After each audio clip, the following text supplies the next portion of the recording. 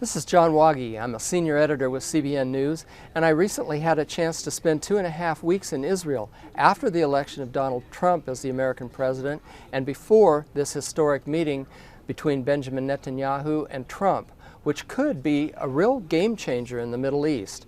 One of the problems that Netanyahu has faced as one of Israel's longest-running prime ministers is that he's never really had a president of the United States on board with his view of the Middle East and his view of the world.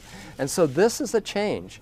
And Netanyahu has really, collectively, I think his government has breathed a sigh of relief that now they have someone in the White House that they may be able to advance Israel's interests with. And Israel's interests, first and foremost, center around the danger posed by Iran, who has threatened to wipe out Israel as a nation. And Iran's nuclear program is something very much on the minds of Netanyahu and his government, and yet President Obama continually dealt with Iran in a different form. So Iran is going to be a big issue with President Trump and Prime Minister Netanyahu.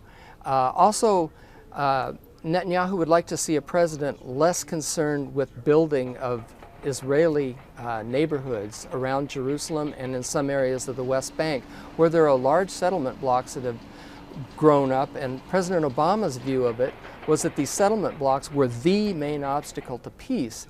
And Netanyahu has never believed that. Trump has said on the campaign trail he doesn't believe that.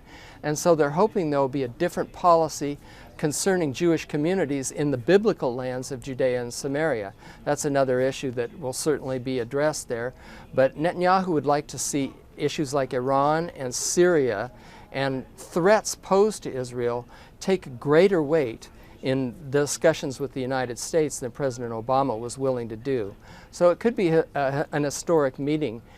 Also, the Palestinians are factionalized between Fatah, which is run in Ramallah by President Mahmoud Abbas, and Hamas, which is run essentially by a terrorist group dedicated to Israel's destruction. And there's not enough focus has really been placed on what the issues the Palestinians have that divide them.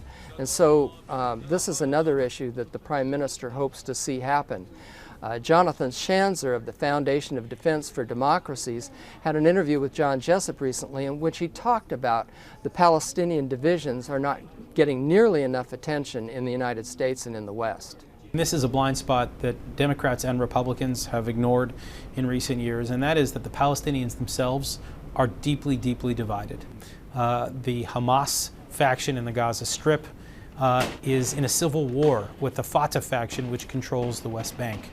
The two sides have two different governments, they have two different economies, they've got two different everything. So my advice first and foremost is to settle this internal Palestinian problem first. Then once you have that and you can identify who will negotiate on the Palestinian side, you've got a better chance.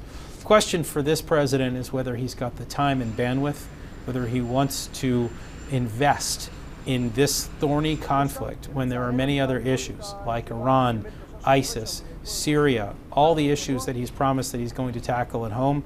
I just wonder where this fits within his priority matrix.